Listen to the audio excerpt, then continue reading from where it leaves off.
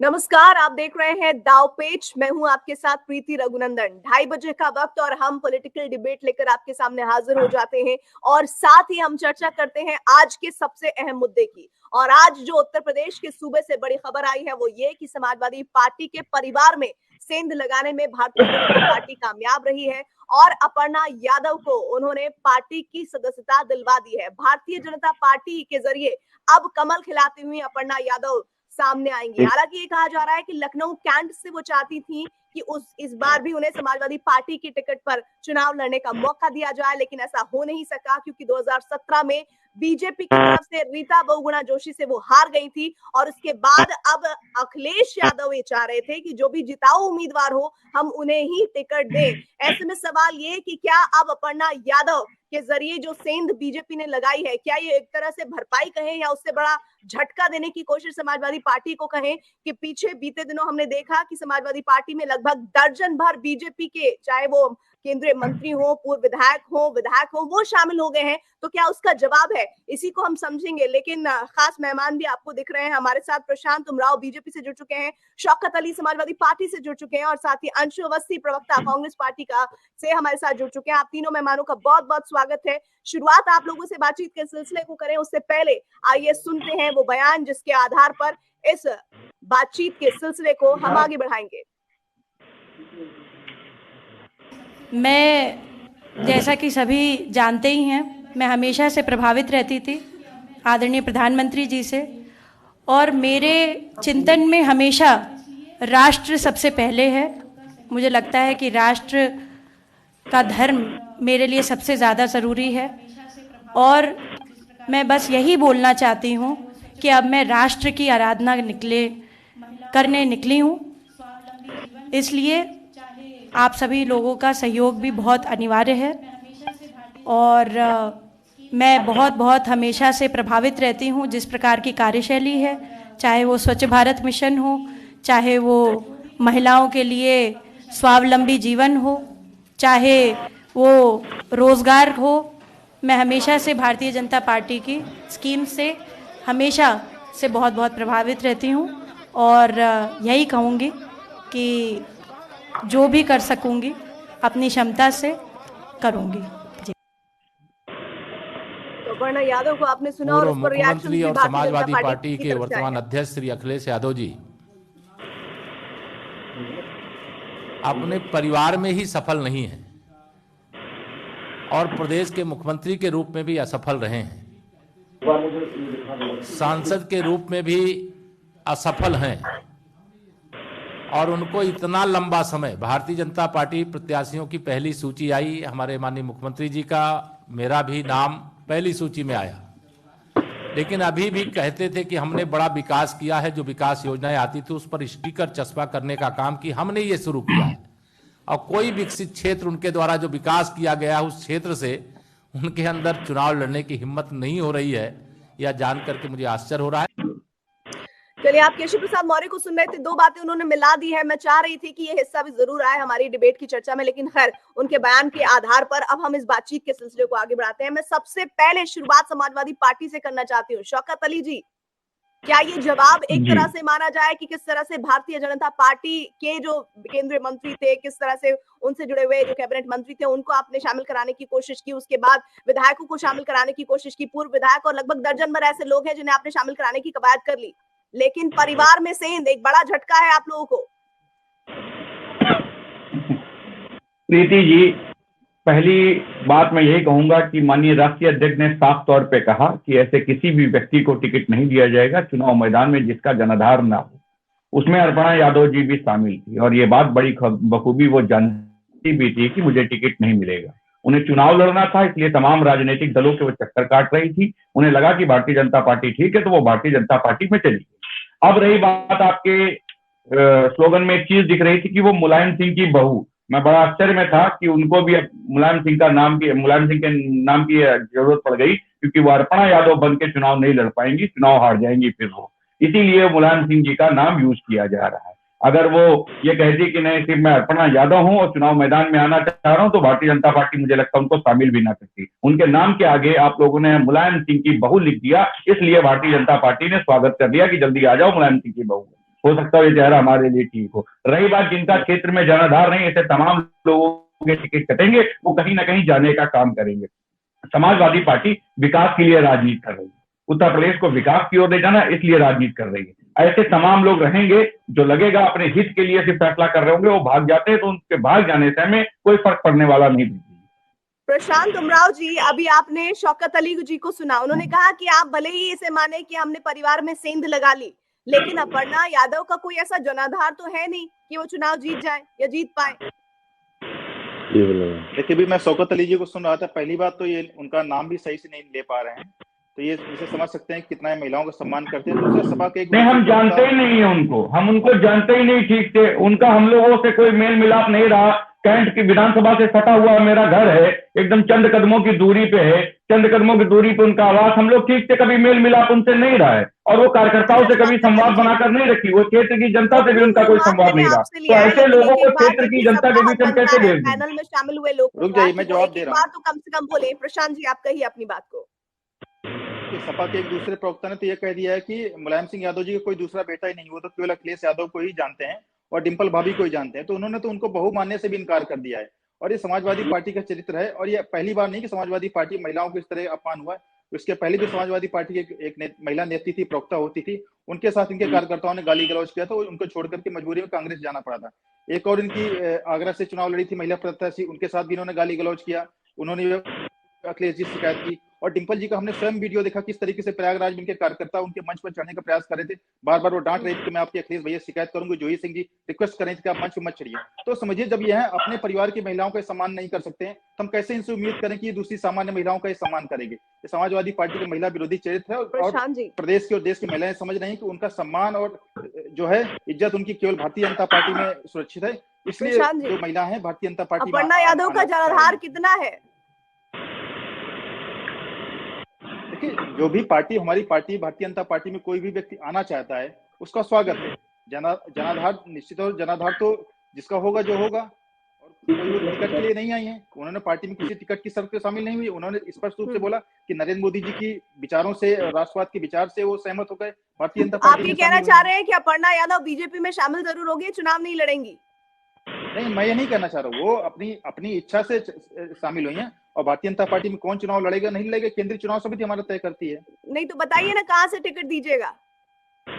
मैंने बताया अभी केंद्रीय चुनाव समिति तय करेगी। अभी केवल 2 सीटों का 2 फेज का टिकट हमारा डिक्लेयर हुआ है, बाकी फेज का भी आगे आने वाले समय में डिक्लेयर हो जाएगा। जो चीजें होंगी स्थिति साफ हो जाएगी। शौकत अली जी, ऐसे में सवाल ये बनता है कि एक सीट ही तो मांग रही थी अपर्णा यादव, दे देते अखिलेश तो क्या हो जाता? नहीं, देखिए प्रीति जी, मैंने बहुत साफ तौर पे कहा, जिस भी व्यक्ति का, चाहे वो परिवार का हो या परिवार के बाहर का हो, अगर क्षेत्र में उनका जनाधार नहीं है, क्षेत्र में कार्यकर्ताओं के साथ संवाद नहीं है, ऐसे किसी भी व्यक्ति को चुनाव लड़ना बिल्कुल पॉसिबल नहीं है। हम खुद स्वयं इस चीज को स्वीकार रहे कि अपर्णा यादव जी अगर किसी कार्यकर्ता का नाम लेकर बता दे तो बताइएगा मुझे।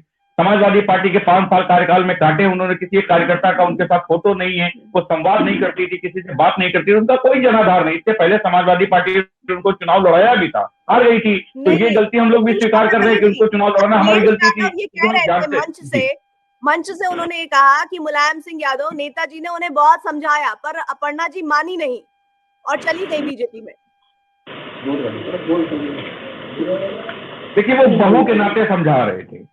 प्रीति जी बहू हैं, परिवार की बहू हैं, तो इसलिए समझाना उनका लाजमी था। लेकिन अगर उनकी राजनीतिक महत्वाकांक्षा है तो राजनीतिक महत्वाकांक्षा पूरा करने के लिए वो कहीं भी जा सकती है, किसी स्तर तक भी गिर सकती है। तो अपनी राजनीतिक महत्वाकांक्षा करने के लिए वो भाजपा में भी जाए, कहीं और दल में जाए, इससे कोई ज्यादा फर्क पड़ने वाला नहीं। लेकिन हाँ, एक बात सच्चाई है, उसको हम स्वीकार करते हैं कि उनका जनाधार नहीं था, इसलिए उनको टिकट नहीं दिया जाना चाहिए था। वो इस बात से अगर नाराज थी तो उनकी नाराजगी अपनी जगह शामिल करना चाहती हूँ। अंशु अवस्थी जी, उनका जनाधार नहीं था, इसलिए उन्हें टिकट नहीं दिए जाने का फैसला किया जा रहा था समाजवादी पार्टी में। लेकिन प्रशांत उमराव कह रहे हैं कि हम तो नारियों का सम्मान करते हैं, हम महिलाओं का सम्मान करते हैं, इसलिए अपर्णा यादव को हमने अपनी पार्टी में शामिल करवाया, और जो भी लोग हमारी विचारधारा से सहमत हैं उनका स्वागत है हमारी पार्टी में। लेकिन क्या ये सिर्फ महिला सम्मान की बात है, या फिर अपर्णा कोई साधारण महिला होती, साधारण परिवार से होती, तो उतनी ही तरजीह मंच पर नजर आते नेताओं में नजर आती जितनी अपर्णा यादव के शामिल होने पर दिखी?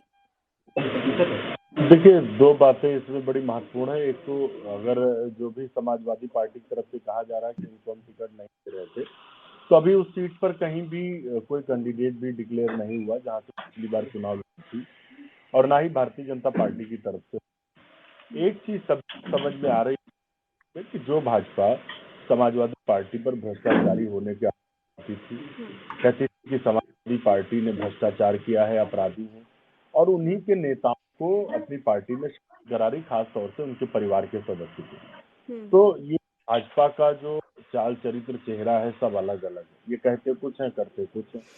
एक तरफ आप सपा को गलत बताते हैं, अगर सपा का कोई टिकट होता है तो आप उस पर सवाल खड़ा करते हैं, दूसरा उन्हीं के नेताओं को अपनी पार्टी में शामिल करा रहे हैं। महिला की भी लेना देना नहीं है, ये भाजपा की एक जो इनका चरित्र है, जो चाल चरित्र चेहरा अलग अलग, उसके में ज्वाइनिंग हुई है।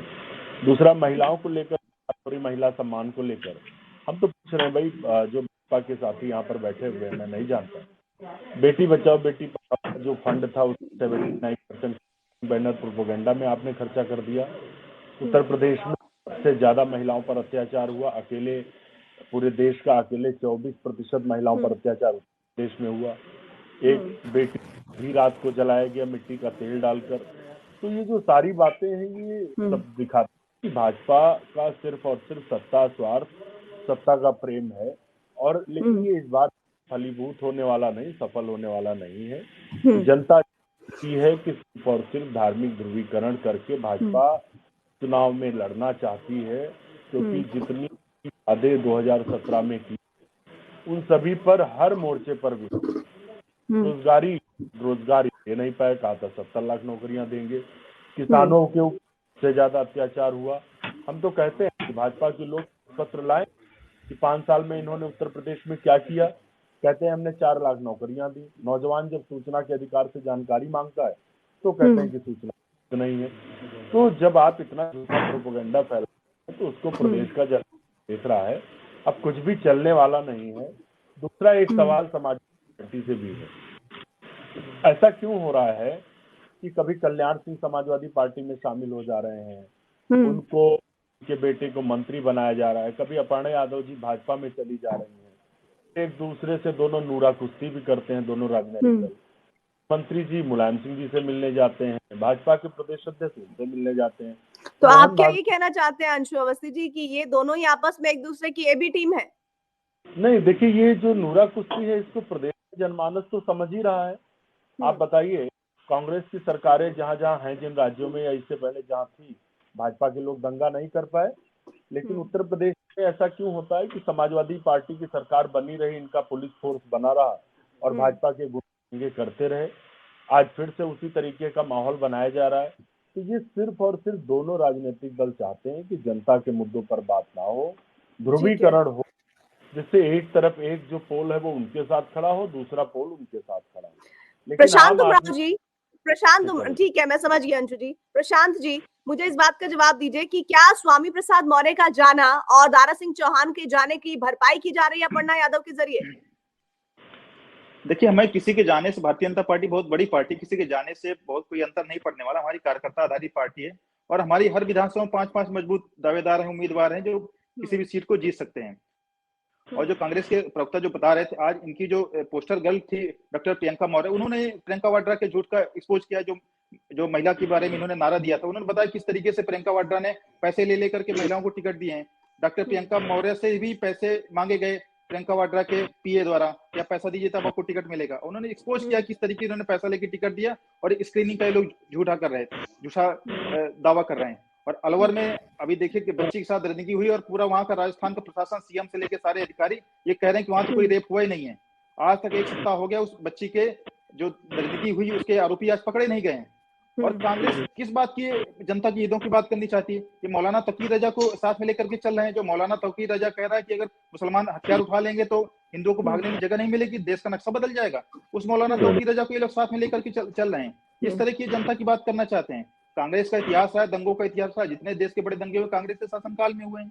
और आज ये भाजपा को सिखा रहे हैं कि किस तरीके से राजनीति करनी चाहिए। मौलाना तौकीर रजा के साथ लेकर ये ध्रुवीकरण की राजनीति, और जो उत्तर प्रदेश से 5 साल में कोई अंशु अवस्थी जी, आप लोग कहते हैं कि दूसरी पॉलिटिकल पार्टियां ध्रुवीकरण की राजनीति करती हैं। ये जो तौकीर रजा का मामला सामने आया है, इस पर आप क्या कहिएगा किस तरह से मुसलमानों को लेकर एक बहुत ही अथॉरिटेटिव डिसीजन या फिर बात कही गई है, उसको क्या आप ध्रुवीकरण की राजनीति से नहीं जोड़कर देखते हैं? आप जब वो कहते हैं कि समाजवादी पार्टी और बीजेपी के साथ नहीं बल्कि कांग्रेस के साथ खड़े होने का वक्त आ गया है, तो फिर आपको नहीं लगता कि ध्रुवीकरण की राजनीति में कांग्रेस तो इन दोनों ही पार्टियों से एक कदम और आगे बढ़ जाती है? देखिए प्रीति जी, भारतीय जनता पार्टी हर एक विषय को ध्रुवीकरण में ले जाना चाहती है, क्योंकि मैंने पहले ही बताया कि उत्तर प्रदेश के जितने भी मुद्दे थे जिन पर भाजपा ने वादा किया था 2017 में, उन सब पर फेल हैं। तो अब तौकीर रजा के बारे में बात करेंगे। अरे कांग्रेस पार्टी की प्रतिज्ञाओं के बारे में बात करिए। हमने प्रतिज्ञा अरे की तौकीर रजा की बात करेंगे। आपकी प्रियंका वाड्रा जी ने मुलाकात की है, प्रियंका वाड्रा जी ने फोटो पोस्ट की है कि तौकीर रजा ने अपनी पार्टी का समर्थन कांग्रेस पार्टी को दिया है। अब तौकीर रजा कह रहे हैं कि बाटला उस इनकाउंटर में जो आतंकवादी मारे गए तो उनको शहीद का दर्जा देना चाहिए। भाई आप आतंकवादियों को शहीद बता रहे हैं। तौकीर रजा कह रहे हैं कि जो इंस्पेक्टर शर्मा थे उनको पुलिस वालों ने मारा, उनकी हत्या की गई, तो शहीद नहीं हुए थे। आप आतंकवादियों को शहीद बताने वाली पार्टी है। यही पार्टी है जो ओसामा जी कहती है, दिग्विजय सिंह इनके कहते हैं। उत्तर प्रदेश चाहते हैं। देश का जनमानस जानता है कि पुलवामा में 300 किलो आरडीएक्स कहां से आया। आज तक भाजपा ने उसके बारे में कुछ नहीं बताया। मसूद अजहर को दामाद की तरीके से बीजेपी के लोग छोड़ के आए। ये बात करेंगे आतंकवादियों के बारे में। जो लोग महबूबा मुफ्ती के साथ सरकार बनाते हैं वो बात करेंगे। अरे आपका चरित्र सब जानते हैं, आपकी सच्चाई जानते हैं। पुलवामा की आज तक जांच क्यों नहीं? सभी को पता है कि भाजपा ने अपने स्वार्थ में हमारे 40 जवानों को शहीद करा दिया। 300 किलो आर्टिकल्स आ गया और कहते थे 56 इंच में चिड़िया भी इधर से उधर नहीं आएगी। आपका जो दुबलापन है इस बारे में बात ना करिए तो ज्यादा अच्छा है। मौलाना तौकीर रजा ने कोई बात कही है तो जाइए पूछिए ना उनसे। मौलाना तौकीर रजा ने क्या कहा? तो आपसे ना अंशु अवस्थी जी, क्योंकि प्रियंका गांधी की तस्वीर उनके साथ आती है, आपसे ना पूछा जाए। अरे भाई अगर उनका कोई स्टेटमेंट आता है और वो कांग्रेस पार्टी के फेवर में स्टेटमेंट आता है तो उनसे तो पूछा ही जाएगा, लेकिन जब प्रियंका वाड्रा तस्वीर पोस्ट करती हैं तो फिर उस पर बात हो कि ना हो। नरेंद्र मोदी जी अचानक बर्थडे में बेटी के बर्थडे पहुंच जा रहे हैं, उसके बाद हो रहा। अरे तौकीर रजा पे बोलिए जनाब। तौकीर रजा आपके नेता हैं, उन्होंने अपनी पार्टी का समर्थन कांग्रेस पार्टी को दिया है। प्रियंका वाड्रा से उनका गठबंधन कैसे बताइए आप? बताइए ना। प्रधानमंत्री जी नवाज शरीफ से मिलते उसके बाद का हमला होता है, क्या कहलाता है ये? आपके फेल हो चुके हैं। जनता ने 2019 में जनमत दे दिया। जनता ने 2019 में 303 सीटें देकर के भाजपा को आपके झूठों का पर्दाफाश कर दिया। अभी आप तौकीर रजा ने 2022 के चुनाव में कांग्रेस समर्थन दिया है, उस पर आप बताइए। और कांग्रेस और समाजवादी पार्टी में कंपटीशन हो रहा है कौन कितना हिंदू विरोध कर सकता है। जिस तजिंदर वर्ग ने 2 ब्राह्मणों की हत्या की, शुभम मिश्रा, हरिओम मिश्रा, उसको समाजवादी पार्टी में शामिल किया गया। प्रशांत उमराव जी, देखिए फिर बहस डिरेल हो जाएगी, लेकिन मैं फिर से अपर्णा यादव पर आपको इस बारे में कहूंगी कि आप कहिए एक ऐसा उम्मीदवार। एक सेकंड अंशु जी, एक सेकंड। मैं हिंदू मुसलमान वाली डिबेट नहीं करना चाहती और मैं नहीं चाहती कि उसको कहीं भी किसी भी सूरत में जगह मिले, क्योंकि हम जिस विषय पर हैं उस मुद्दे से, उस विषय से ना भटके। मेरा सवाल आपसे ये है कि अपर्णा यादव 2017 में रीता बहुगुणा जोशी से हारी। ऐसे हारे हुए उम्मीदवार को भारतीय जनता पार्टी जो ये कह रही है कि इस बार हमें पिछली बार से भी ज्यादा मैंडेट मिलेगा, हमने पिछली बार 300 का आंकड़ा पार किया था, अब हम 350 का आंकड़ा पार करेंगे, क्यों मजबूरन उन्हें अपर्णा यादव को अपनी पार्टी में शामिल कराना पड़ रहा है? और वो कोई साधारण शामिल होना नहीं है, बड़े से बड़ा दिग्गज आपका उत्तर प्रदेश का उस मंच पर खड़ा हुआ है जिसमें अपर्णा यादव को शामिल कराने जाने की प्रक्रिया हुई है। देखिए, अपर्णा जी का भारतीय जनता पार्टी में शामिल होने का स्पष्ट संदेश है कि समाजवादी पार्टी और के परिवार की महिलाएं भी सुरक्षित नहीं महसूस कर रही सभा में, वो इसलिए भारतीय जनता पार्टी का दामन थाम रही हैं। स्वामी प्रसाद मौर्य जी भी गए समाजवादी पार्टी, लेकिन उनकी बेटी भारतीय जनता पार्टी में, उनका मैं भारतीय भाजपा में रहूंगी। तो आज उत्तर प्रदेश और देश की महिलाएं भाजपा में सुरक्षित महसूस कर रही हैं, इसलिए यहाँ पर भारतीय जनता पार्टी में आकर उन्होंने संदेश दिया। और वो सामाजिक कार्य लगातार करती रहती है, चाहे गौ सेवा का काम हो या अन्य सारे काम हो, सामाजिक कार्य करती रहती है, सामाजिक नेत्री है। और अगर भारतीय जनता पार्टी में कोई शामिल होना चाहते हो तो स्वागत है। शौकत अली जी, महिलाओं का सम्मान, महिलाओं की सुरक्षा उन्हें भारतीय जनता पार्टी में नजर आती है, समाजवादी पार्टी में नजर नहीं आती है। और अगर परिवार से ही ऐसा कोई नाम निकलकर सामने आए तो फिर समाजवादी पार्टी के शासन जो वो कर चुके हैं योगी सरकार से, और आने वाले शासन जिसको लेकर वो आशान्वित नजर आ रहे हैं, उस पर सवाल उठता है। देखिए, ये सबसे पहली चीज मैं साफ तौर पे कह चुका हूं कि उनकी राजनीतिक महत्वाकांक्षा उनको भारतीय जनता पार्टी के पास खींच कर ले गई। उनको मालूम था कि समाजवादी पार्टी उनको चुनाव नहीं लड़ाएगी, इसीलिए भारतीय जनता पार्टी में शामिल हुई है कि हमको वहां से चुनाव में लड़ने का मौका मिल जाएगा। जिस सीट पर भारतीय जनता पार्टी जीती हुई है मौके पे इनके भारतीय जनता पार्टी के विधायक उनका टिकट काटकर अर्पणा यादव वहां से टिकट मांगना चाह रही है। भारतीय जनता पार्टी के साथ इस बात को स्वीकार नहीं कर रहे हैं कि उनको टिकट दिया जाएगा नहीं दिया जाएगा। मैं कहता हूं अगर महिला सम्मान की बात करें तो उनको टिकट मत दीजिएगा, देखें कितनी देर वो टिकती है वहां पे। आज आपके साथ है, कल छोड़कर आपका साथ भाग जाएंगे। टिकट नहीं मिलेगा, परसों पुराने किसी और दल के बाद जाने का प्रयास करेंगी। तो सच्चाई यही है कि राजनीतिक महत्वाकांक्षा उनकी पूरी नहीं हो रही थी, इसलिए वो यहाँ से गई हैं। बाकी उनका कोई लेना देना इस बात से नहीं है कि वो महिलाओं के सम्मान की बात करेंगी या तमाम और चीजों की बात करेंगी। वो किसी मुद्दे पे बात नहीं करेंगी। अपनी राजनीतिक महत्वाकांक्षा पूरा करने के लिए, राजनीतिक महत्वाकांक्षा पूरा करने के लिए स्वामी प्रसाद मौर्य नहीं आए हैं, दारा सिंह चौहान नहीं आए हैं आपके पास। क्या उनके परिवार के सदस्यों को जो टिकट मांगने की कवायद भारतीय जनता पार्टी में हो रही थी, क्या उस कवायद के तहत या फिर खुद अगर उनकी महत्वाकांक्षा है तो क्या समाजवादी पार्टी उन मंशाओं को नहीं देखेगी या नजरअंदाज कर देगी? प्रीति जी, शायद आपको राजभर जी का एक बयान याद ना हो, मैं फिर से उसको याद दिला देना चाहता हूँ। राजभर जी ने कहा था कि भारतीय जनता पार्टी को उखाड़ फेंकने के लिए हम किसी भी समझौते के लिए तैयार है। यहाँ तक ये भी कह दिया था कि हमें कोई टिकट ना दिया जाए, हमें कहीं से चुनाव न लड़ाया जाए, फिर भी हम समाजवादी पार्टी के साथ खड़े और गठबंधन के सारे साथी साथ खड़े हैं। तो उन्होंने तो बहुत साफ तौर पर स्पष्ट कर दिया। मैं स्वामी, आप सुन लीजिए, सुन लीजिए, पूरी बात क्या सुन लीजिए। मैं स्वामी प्रसाद मौर्य जी की मैं सुन तो लीजिए, जो भारतीय जनता पार्टी का दामन छोड़कर समाजवादी पार्टी में शामिल हुए हैं। सुन तो लीजिए, बहुत स्पष्ट तरीके से मैं बताने जा रहा था। स्वामी प्रसाद मौर्य जी जब आए तब भी ये बात हुई थी, क्योंकि स्वामी प्रसाद मौर्य जी के बेटे जहां से चुनाव लड़ना चाहते हैं वहां समाजवादी पार्टी के वर्तमान में विधायक हैं, तो हम उनके बेटे को तो चुनाव नहीं लड़ाने की बात कर रहे हैं। हम तो नहीं कह रहे हैं कि उनकी राजनीतिक महत्वाकांक्षा है। उनकी बेटी जहां से सांसद है वहां से धर्मेंद्र यादव जी सांसद रह चुके हैं, तो हमने कभी नहीं कहा कि हम उनका टिकट काटने जा रहे हैं, किसी और को देने जा रहे हैं। राजनीतिक महत्वाकांक्षा होती तो स्वामी प्रसाद मौर्य जिसको मुखर होकर बोलते, उन्होंने कहा कि भारतीय जनता पार्टी के लोगों ने, भारतीय जनता पार्टी की सरकार ने पिछड़ों का, वंचितों का शोषण किया है, उनको उनका हक नहीं दिया, इसलिए हम भारतीय जनता पार्टी को छोड़कर भारतीय जनता पार्टी की सरकार गिराना चाहते हैं, सरकार हटाना चाहते हैं, समाजवादी सरकार बनाना चाहते हैं। इस बात को वो कहकर आए थे।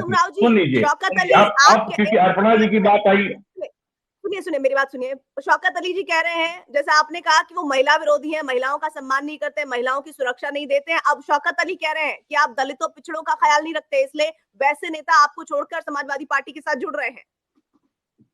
देखिए, पिछले 2 महीने बहुत सारे नेता भारतीय जनता पार्टी में भी शामिल हुए हैं। इनके 6-7 एमएलसी शामिल हुए, 2 दिन पहले एक एमएलसी शामिल हुआ, और सभी जाति वर्ग के लोग शामिल हुए हैं, सैनिक समाज के लोग शामिल हुए हैं, अन्य वर्गों के भी लोग शामिल हुए हैं। एक इनके समाजवादी पार्टी के वर्ग के ही अभी शामिल होने वाले हैं। तो भारतीय जनता पार्टी ही ऐसी पार्टी है जिसने सभी जाति वर्ग के लोगों को सम्मान किया है। भाई आप 5 साल मंत्री रहिए, उसके बाद आपको याद आ जाए कि नहीं हमारा सम्मान नहीं हो रहा, तो ये तो बात पचती नहीं है। और समाजवादी पार्टी में से बड़ी कलह चल रही है। फर्स्ट फेज में केवल 2 दिन नॉमिनेशन के बचे हुए हैं। इन्होंने केवल अब तक 29 टिकट डिक्लेयर की। ये टिकट ही नहीं डिक्लेयर कर पा रहे हैं, क्योंकि जैसे ये टिकट डिक्लेयर करेंगे अखिलेश जी, इनके भगदड़ मचने वाली है। ये बी फॉर्म डायरेक्ट कैंडिडेट को दे रहे हैं, इनकी हिम्मत नहीं कि ये टिकट डिक्लेयर कर दें। हमारे ऊपर आरोप लगा रहे हैं। हमने पहले फेज और दूसरे फेज के 107 सबसे अधिक कैंडिडेट भारतीय जनता पार्टी ने डिक्लेयर करने का काम किया है। सभा में बुरी तरीके से भगदड़ मचने वाली है। अभी जिस तरीके से अपर्णा जी छोड़ी हैं, वैसे और भी अन्य भी लोग अभी छोड़ के इनको भागेंगे। तो बचाइएगा कैसे शौकत अली जी? अभी भगदड़ मचने वाली है समाजवादी पार्टी में। कोई भी व्यक्ति समाजवादी पार्टी का भारतीय जनता पार्टी में जाने को तैयार नहीं। साफ तौर पे इसको तमाम लोगों ने कहा है। आज इनको अपनी दुकान बचाने की जरूरत है, झूठ की दुकान बचाने की जरूरत है। वो लोग छोड़कर आए हैं जिनको उत्तर प्रदेश की सरकार में मंत्री बनाया गया। जाहिर सी बात है प्रीति जी, मंत्री उसी को बनाया जाता होगा जिसका जनाधार क्षेत्र में ज्यादा होगा, जिसका क्षेत्र में विधायकों या जनता के बीच जिनकी पकड़ ज्यादा होगी, उनको इतनी बड़ी रिस्पॉन्सिबिलिटी, इतनी बड़ी जिम्मेदारी दी जाती हो। तो जब वो लोग साथ छोड़ रहे तो एक बात तो बहुत स्पष्ट हो गई कि भारतीय जनता पार्टी की सरकार ने ऐसा उत्तर प्रदेश में कोई काम नहीं किया जो इनके मंत्री ने छोड़ते। विधायकों ने तो एक नारा लगा दिया था, 100 से अधिक विधायक इनके खिलाफ धरने बैठ गए थे। तमाम लोग आज भागने को तैयार है। अभी भारतीय जनता पार्टी ने लिस्ट घोषित की, 29 से 30 टिकट समझम काटने का काम किया। वो लोग भी इधर उधर चक्कर काटने का काम कर रहे हैं। हम लोगों ने तो यहाँ तक ये भी कह दिया कि अब जो भारतीय जनता पार्टी के लोग हैं उनको हम समाजवादी पार्टी में शामिल नहीं करेंगे। अरे ये लोग तो अभी दुकान खोल कर बैठे हुए कि कोई भी आ जाए जिसको हम लड़ा दें। इनको कैंडिडेट तक नहीं मिल रहे। समाजवादी पार्टी ऐसे कैंडिडेट को मैदान में उतारना चाहती जो जनता के बीच लगातार संवाद बनाया हुआ हो और जनता का हमदर्द हो, जनता जिसपे विश्वास करने का काम करे। ऐसे लोगों को समाजवादी पार्टी मैदान में उतारना चाहती है। उनको कैंडिडेट नहीं मिल रहा है, मतलब कहीं तो कुछ ऐसी ईमानदारी से बात कीजिए जिस पार्टी ने पिछले बिल्कुल विधानसभा कैंडिडेट नहीं चुनाव मिले, मैं में कह रहा हूँ 2017 में 200 से ज्यादा सीटें हासिल की, जिसे प्रचंड बहुमत कहा जाता है, बिल्कुल वो अब आप कह रहे हैं कि मैं कैंडिडेट प्रीति नहीं मिल इस रहा बात है। को स्वीकार, कमाल की बात कर बिल्कुल रहे हैं बिल्कुल शौकत। मैं सुन लीजिए, उदाहरण आपके सामने है, शौकत अब जी, इससे हमने तो ज्यादा कैंडिडेट कुछ डिक्लेयर कर दिया, हमने अर्पणा 23 यादव को कैंडिडेट डिक्लेयर शामिल किया, करना, 29 हारे कैंडिडेट हुए कर पाए। प्रत्याशी को शामिल कैंडिडेट करना, आपको नहीं एक मिल रहा बात है। तो बहुत हमने स्पष्ट हो गई। सबसे अरे अधिक सुन कैंडिडेट लीजिए डिक्लेयर किए हैं भारतीय प्रधान जनता जी, पार्टी ने। थोड़ा धैर्य के सुनिए, थोड़ा धैर्य के सुनिए। सबसे आप प्रधान बात जी, करेंगे तो रिप्लाई जिस मिलेगा ना। व्यक्ति को आप आपने कैंडिडेट नहीं शामिल डिक्लेयर किया किए, वो हमने एक तो हारा 17 हुआ कैंडिडेट व्यक्ति डिक्लेयर है, किए यानी हैं। आप हम स्वीकार तो कर इस रहे बात हैं कर रहे हैं कि आपके सामने वर्तमान विधायक भी आपके लड़ने योग्य नहीं बचे हैं, इसीलिए तो आप हारे हुए व्यक्ति को शामिल करके चुनाव लड़ाना भाई, चाहते हमारे हैं। पास ऐसे 30 व्यक्ति को विधायक ढूंढ हैं, कर हम लाए लोग जो उन लोगों चुनाव को मैदान में रिप्रेजेंट पहले करेंगे। हार स्वीकार कर चुके आपके हैं, पास 41 उनको है तो हम भी लड़ाकर आपके पास से सिर्फ भाग रहे हैं। उत्तर प्रदेश की जनता को गुमराह करना चाहते चलिए हैं, ठीक है, मैं बाकी आपको रुक धरातल यहाँ पे उनके रोकती पास हूँ। कुछ नहीं। अखिलेश यादव का बयान आया है अपर्णा यादव पर। राज, अगर आप मेरी आवाज सुन रहे हैं तो वो बयान जरा सुनवाइए, और उसके बाद मैं प्रशांत जी से और शौकत जी से बातचीत को आगे बढ़ाती हूँ। इस बात की चिंता है कि हमारे परिवार की हमसे ज्यादा चिंता भारतीय जनता पार्टी को है। कहीं आप भारतीय जनता पार्टी से प्रेरित होकर के तो नहीं सवाल पूछ रहे हो?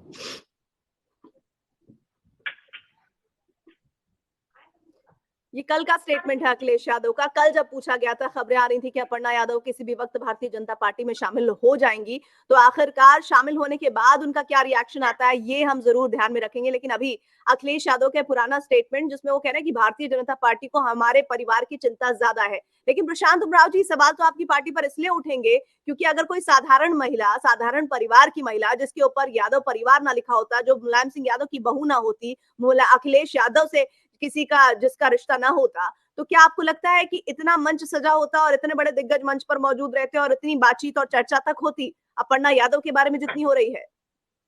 देखिए, चर्चा मीडिया द्वारा की जा रही है। हमने तो सभी जो भी महिलाएं भारतीय जनता पार्टी में आना चाहती हैं उनको सम्मान किया है। और अपर्णा यादव जी का तो मैं समझता, जहां तक उनका अपना एक व्यक्तित्व, चुनाव लड़ चुकी है, सामाजिक कार्यकर्ता रही हैं, तो मुलायम सिंह यादव जी चुनाव लड़ चुकी है और चुनाव हारी है।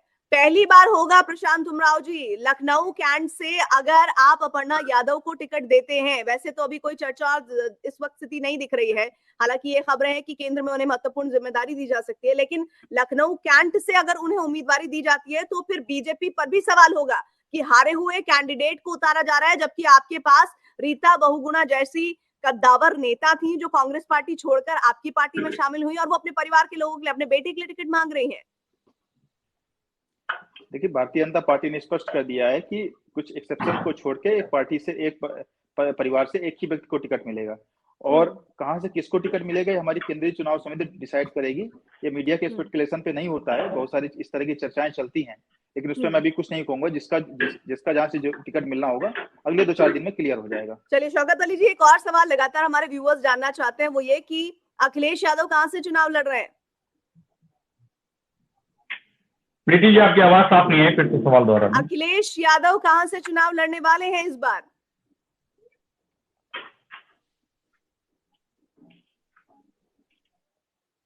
बड़ी महत्वपूर्ण समय पर आपका कनेक्शन चला गया है शौकत अली जी। मतलब जो दर्शक देख भी रहे होंगे वो सोच रहे होंगे कि इस बात का तो जवाब शौकत अली जी से चाहिए ही था और ये आवाज ही बंद हो गई उन तक पहुंचना। कमाल है वैसे। लेकिन प्रशांत उमराव जी, बार बार समाजवादी, आवाज आ रही है शौकत अली जी?